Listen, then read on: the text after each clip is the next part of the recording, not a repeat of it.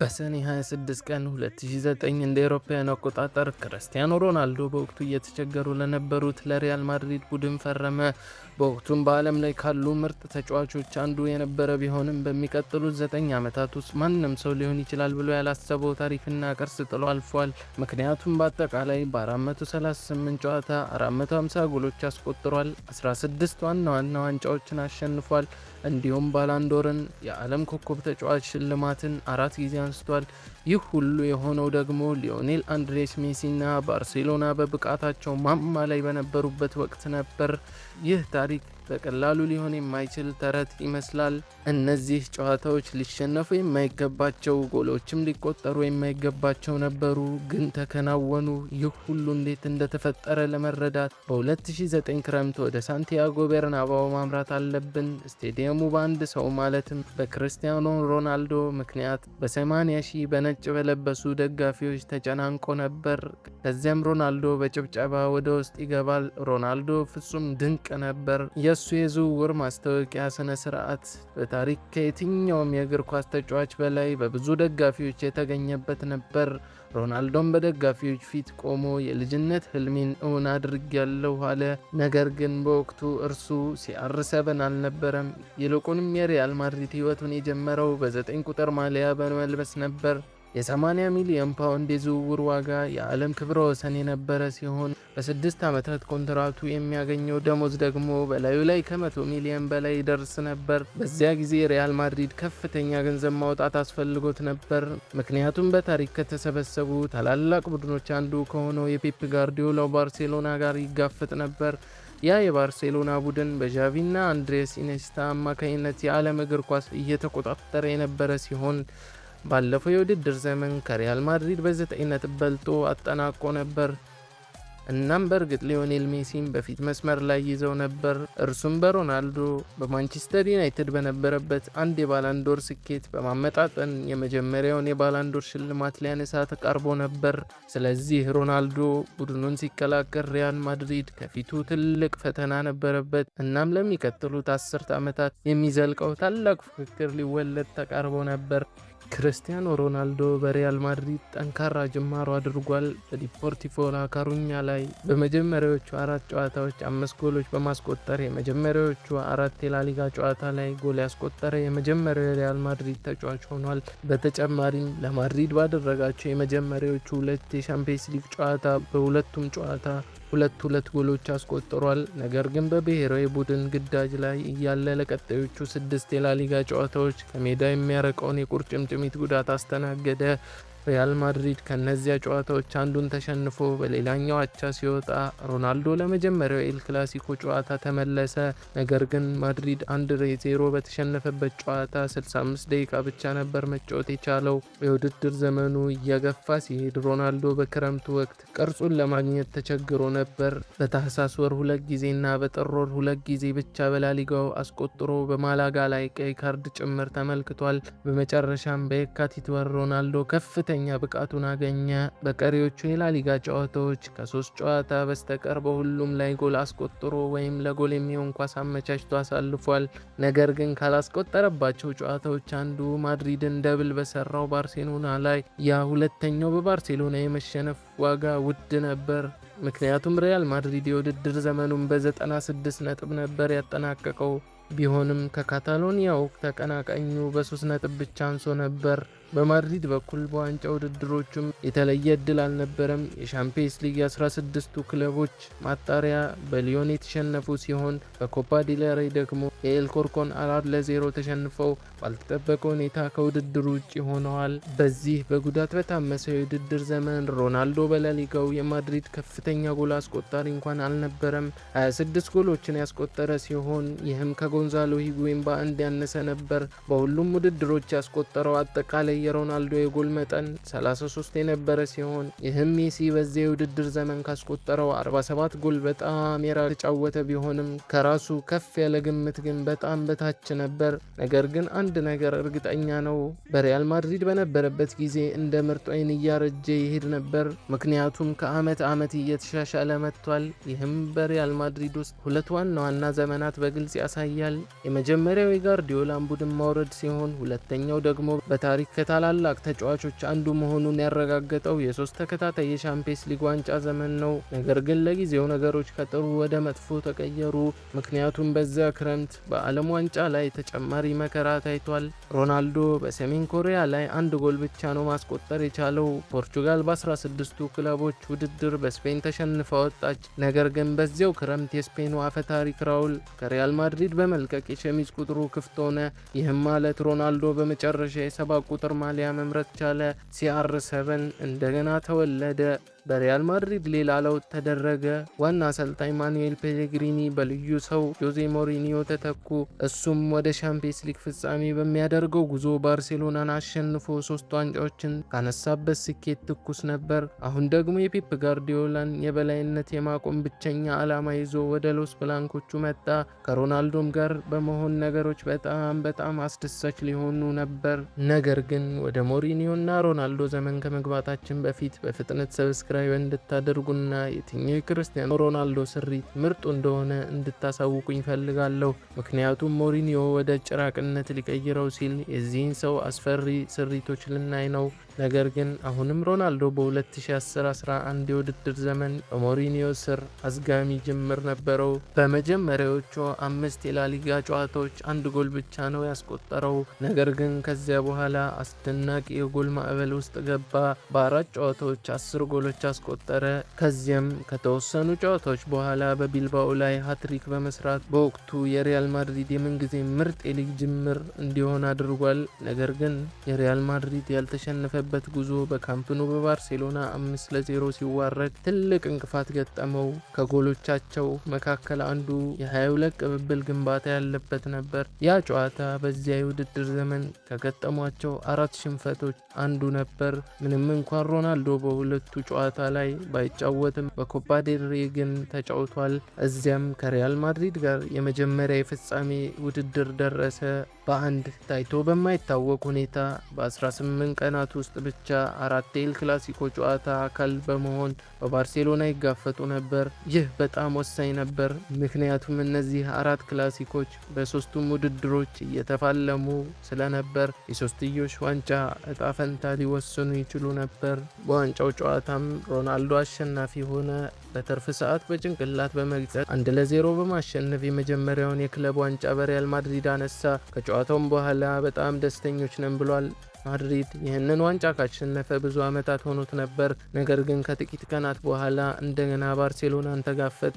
በዚህም ጊዜ በሻምፒየንስ ሊግ ማድሪድ በገዛ ሜዳው 2-0 ተሸንፎ በሜሲና በባርሴሎና ከውድድሩ ውጭ ሆነ።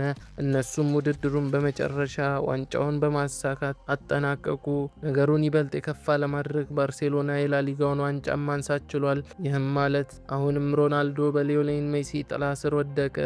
እሱም ሶስተኛ የባላንዶር ሽልማት በማሳካት በትንሹ አርጀንቲናዊ 3-1 እንዲመራ አደረገ።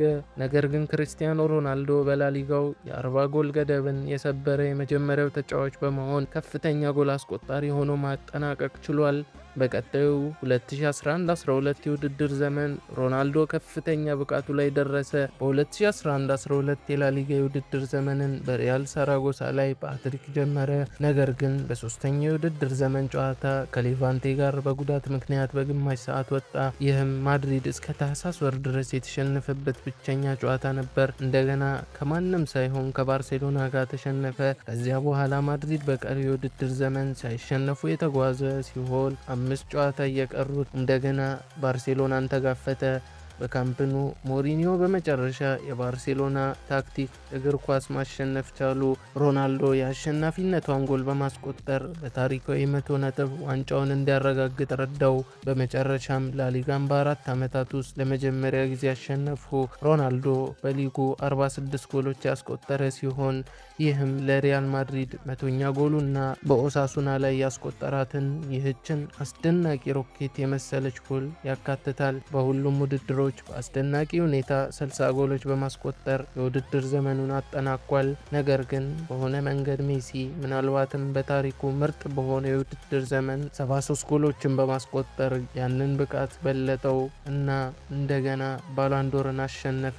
በዚህም ጊዜ የሮናልዶና ሜሲ ፉክክር በዓለም ዙሪያ ያሉ ደጋፊዎች ወገን እየያዙ በከፍተኛ ሁኔታ መፋፋም ጀምሮ ነበር። ነገር ግን ለክርስቲያኖ ይህ ሁሉ ወሬ ብቻ ነበር። እሱ ገና የሚሰራው ብዙ ስራ ነበረው። ምክንያቱም የሊግ ዋንጫ ጥሩ ቢሆንም እሱም ሆነ ሪያል ማድሪድ ያንን የቻምፒየንስ ሊግ ዋንጫ ለማግኘት ይፈልጉ ነበር። ነገር ግን እዚያ ለመድረስ ገና ጥቂት መጠበቅ ነበረባቸው። በክረምቱ ለሀገሩ ፖርቹጋል ምን ያህል ጎበዝ እንደሆነ አሳይቷል። በዩሮ 2012 3 ጎሎችን አስቆጥሮ በውድድሩ ምርጥ ቡድን ውስጥ የተካተተ ሲሆን ፖርቹጋል ግማሽ ፍጻሜ የደረሰች ቢሆንም በመጨረሻም ወድቃለች።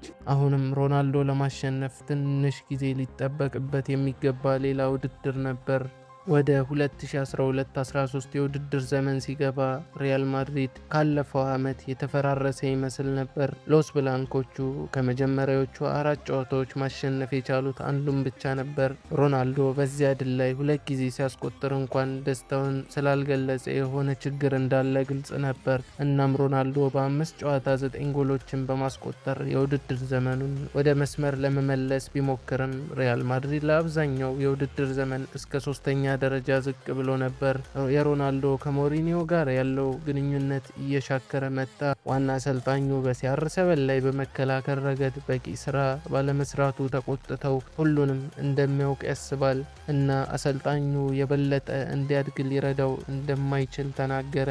ሮናልዶም ይህን ሁሉ ካደረኩልህ በኋላ የምታስተናግደኝ በዚህ መንገድ ነው ማለቱ ተሰምቷል። ሪያል ማድሪድ በመጨረሻ ከባርሴሎና በጣም ርቆ በ85 ነጥብ አጠናቀቀ። በግል ደረጃ ሮናልዶ በሁሉም ውድድሮች 12 የቻምፒየንስ ሊግ ጎሎችን ጨምሮ 55 ጎሎችን አስቆጥሯል። ማድሪድ አሁንም በግማሽ ፍጻሜው ደረጃ የወደቀ ቢሆንም የሮናልዶ በሎስ ብላንኮቹ ውስጥ ያለው የአመራር ሚና እውቅና ማግኘት ጀምሮ ነበር። ከሪያል ሶሲዳድ ጋር በተደረገው ጨዋታ በ60 ዓመታት ውስጥ የመጀመሪያው ስፔናዊ ያልሆነ የሪያል ማድሪድ ካፕቴን ሆነ።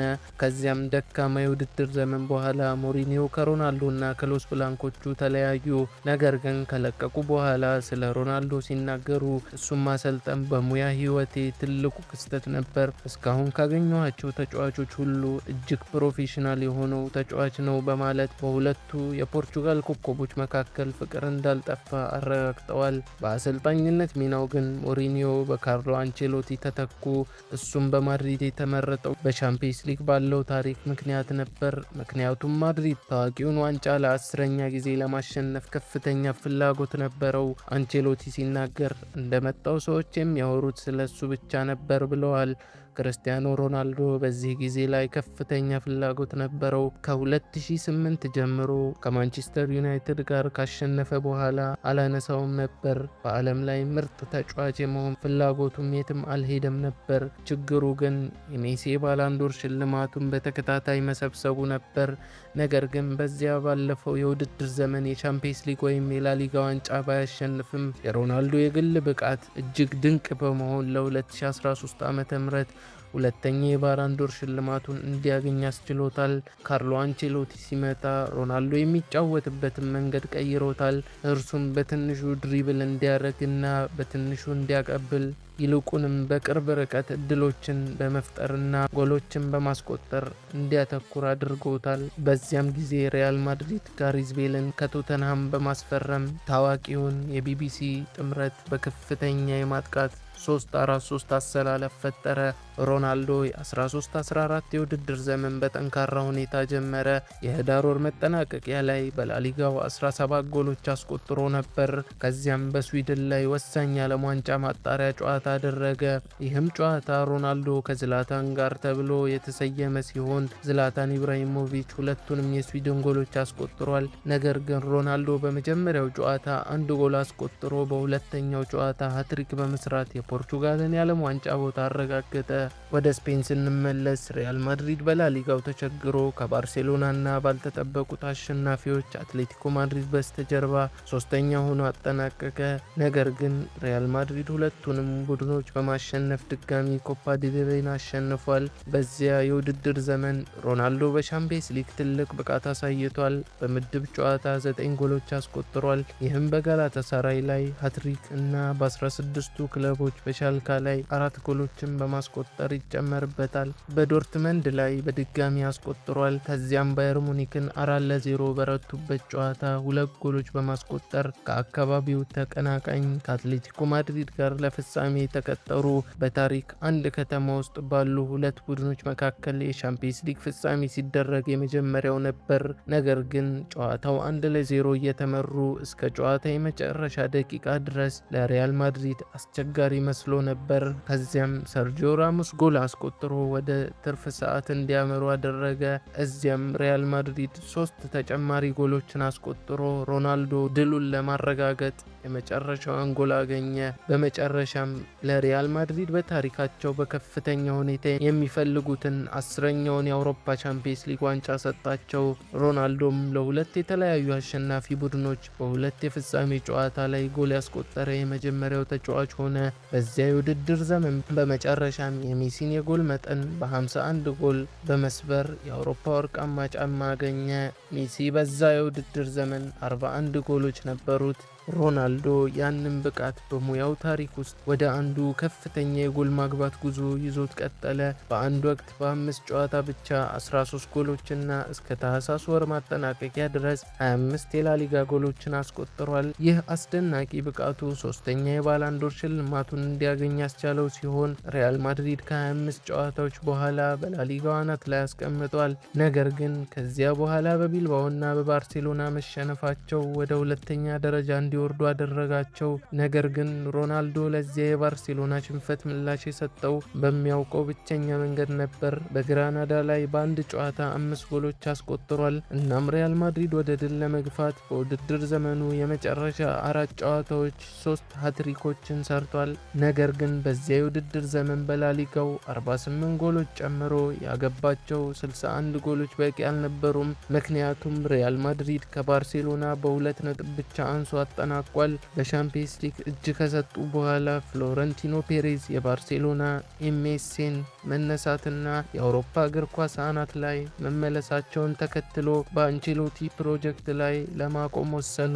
ሪያል ማድሪድ በ15-16 የውድድር ዘመን እድላቸው በራፋ ቤኒቲዝ ስር ሞክረዋል። ነገር ግን ምንም እድል አልነበራቸውም። ምክንያቱም ብቁ ያልሆነ ተጫዋችን ሳያውቁ በማሰለፋቸው ምክንያት ከኮፓ ዴልሬ ውድድር ውጭ የተደረጉ ሲሆን ይህም ማለት ሮናልዶ በዚያ ውድድር ላይ የጎል ታሪኩን ማሳደግ አልቻለም። ሮናልዶ በቤኒቲዝ ስር ትንሽ አስጋሚ ጅማሮ ነበረው። ምንም እንኳን በዚያ ጊዜ በስፓኞል ላይ በአንድ ጨዋታ 5 ጎሎች በማስቆጠር የሪያል ማድሪድ የምንጊዜም ከፍተኛ ጎል አስቆጣሪ መሆን ቢችልም በሌሎች ጨዋታዎች ላይ 9 ጊዜ ጎል ሳያስቆጥር ቀርቷል። አልፎ ተርፎም እንደገና ከአንቼሎቲ ጋር መስራት እንደሚፈልግ ተናግሯል። ነገር ግን በታህሳስ ወር መጠናቀቂያ ላይ ማድሪድ በሊጉ ወደ 3ኛ ደረጃ ዝቅ ብሎ ነበር። ቤኒቲዝም በአንድና ብቸኛው ጋሪ ኔቭል የሚመራውን የቫሌንሲያ ቡድንን ማሸነፍ ባለመቻላቸው ከስራቸው ተሰናበቱ። ሮናልዶ ለቤኒቲዝ መባረር ተጠያቂ ነው የሚሉ ዘገባዎች የነበሩ ቢሆንም ቤኒቲዝ ግን በኋላ ላይ ከሮናልዶ ጋር ምንም አይነት ችግር እንዳልነበረባቸው ተናግረዋል። አሁን ሪያል ማድሪድ ውሳኔ ማድረግ ነበረበት። ሊጉ ሊደረስበት የማይችል ይመስል ነበር። ነገር ግን አሁንም የሚሸነፍ የሻምፒየንስ ሊግ ውድድር ነበር። አዲሱ አሰልጣኛቸው መጥቶ ወዲያውኑ መስራት መጀመር ነበረበት። በወቅቱ ባልተረጋገጠ አሰልጣኝ ግን የክለቡ አፈ ታሪክ በሆነው በዚነዲን ዚዳን ቁማር ለመጫወት ወሰኑ።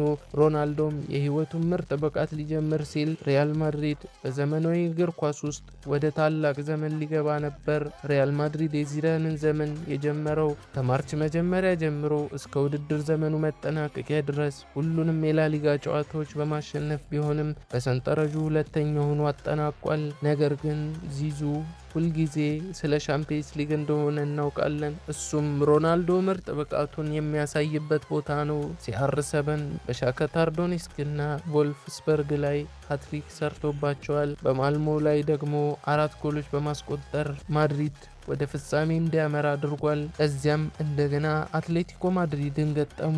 ጨዋታው አሁንም ጥብቅ የነበረ ሲሆን 1-1 በመጠናቀቁ ጨዋታው ወደ ፍጹም ቅጣት ምት አመራ። ሁዋን ፍራን ለአትሌቲኮ ሲስት የመጨረሻው የቅጣት ምት ለመምታት የሚረግጠው አንድ ሰው ብቻ ነበር።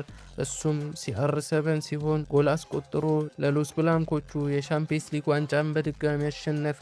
በዚያ የውድድር ዘመን በሻምፒየንስ ሊግ ያስቆጠራቸው ጎሎች የሻምፒየንስ ሊግ የምንጊዜም ከፍተኛ ጎል አስቆጣሪ አድርገውታል። በዚያ ክረምት ነገሮች ለሮናልዶ ይበልጥ ተሻሻሉ። በዩሮ 2016 አገሩ ፖርቹጋልም በካፒቴንነት መርቷል። ፖርቹጋል ዝቅተኛ ግምት ተሰጥቷት ነበር። ያ ዝቅተኛ ግምትም ከመጀመሪያዎቹ ሁለት የምድብ ጨዋታዎች ከአይስላንድና ኦስትሪያ ጋር አቻ ስትወጣ ተቃርባ የነበረ ቢሆንም ከሮናልዶ በተቆጠሩ ሁለት ጎሎች ጨዋታው 3-3 እንዲሆን የዋና አሰልጣኙ ፈርናንዶ ሳንቶስ ተግባራዊ አቀራረብ ለሮናልዶ የጎል ታሪክ ብዙ ባይጨምር ነበር።